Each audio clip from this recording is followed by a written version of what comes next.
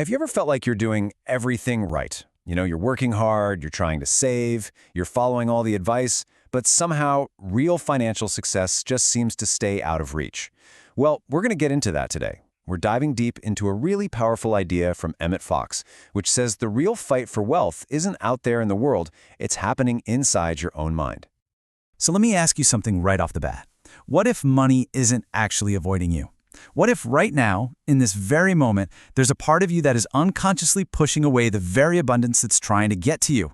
I mean, just thinking about that for a second. It flips the whole script. The problem isn't out there anymore. It's right in here. You see, what's really going on is that there's this invisible war happening inside of you 24/7. On one side, you've got the part of you that consciously, desperately wants more money and freedom. But there's another side, a much, much stronger force that's often working completely against you. To really get this, look at this breakdown. Your conscious mind, that's the voice in your head that says, I want to be rich. It only drives about 5% of your life. Just 5%. The other 95%? That's run by your subconscious programming.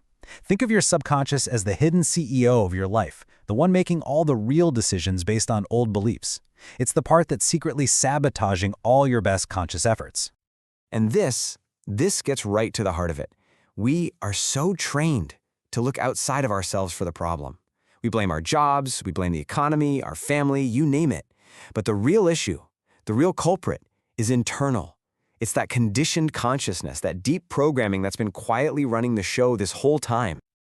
So how does this programming actually work? Okay, here's a really powerful way to think about it.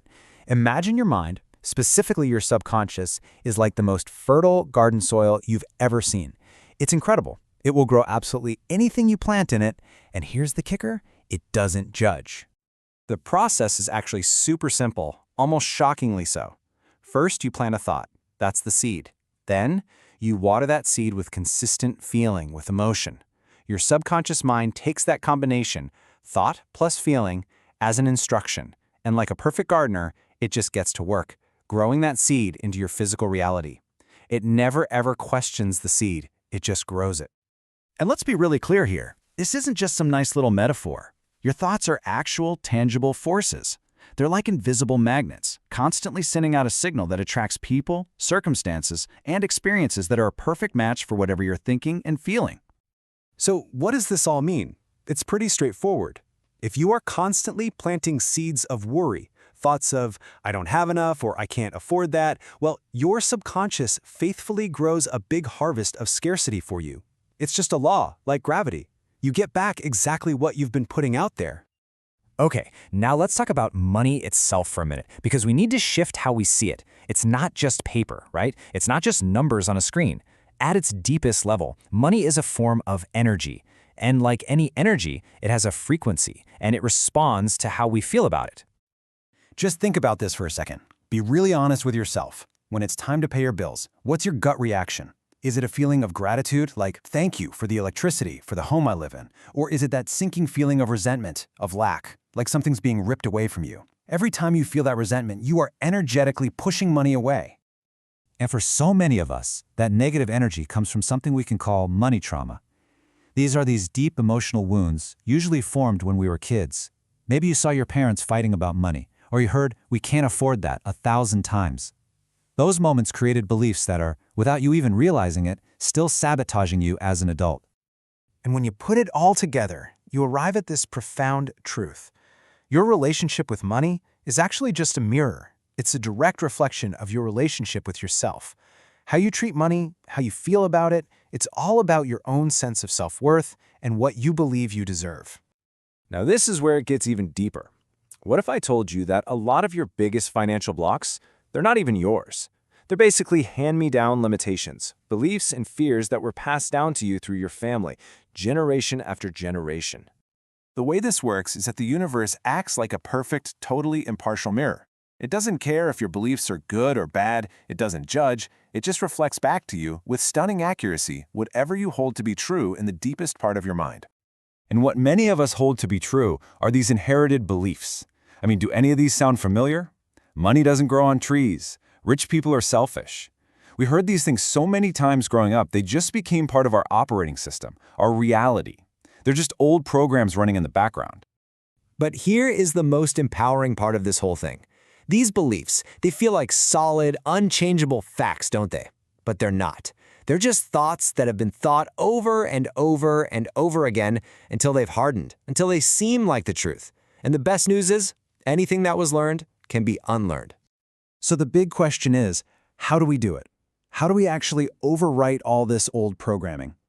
This brings us to the final piece of the puzzle. And honestly, the most powerful part of this entire process. It's about learning to live in the feeling of your wish already fulfilled. From the time we're little kids, we are programmed with a fundamental rule about how the world works. You have to see it to believe it. We're taught that we need to wait for proof, for the evidence out there in the world, before we can allow ourselves to believe something is real. But the universe, the creative force behind everything, operates on the exact opposite principle. You have to believe it first in order to see it. You have to generate the feeling, the reality of it on the inside before the outside world can bring you the proof. The belief comes first, and then the seeing follows. This practice is called living in the state of the wish fulfilled, and it's a total identity shift. It means you stop being a person who wants to be wealthy, and you start walking, talking, and feeling like the person who is wealthy, right now, just waiting for their world to catch up. And this is why that's so crucial. Your subconscious mind doesn't care about your future goals or what you want to become someday. It only responds to who you are being, what you feel you are, right now in this moment. That feeling of I am is the command that creates your future. And this really is the ultimate takeaway. Emotion, that's the language your subconscious mind understands. So the feeling is the instruction. Feeling abundant gives the instruction to create more abundance. Feeling secure gives the instruction to create security. You have to feel it before you can ever see it. So let's end with this idea. The version of you that is prosperous, that is successful, that is totally free, that version doesn't need to be built from the ground up. It already exists as a possibility right now. The only real question is, are you ready to change your internal state and finally tune in to that frequency?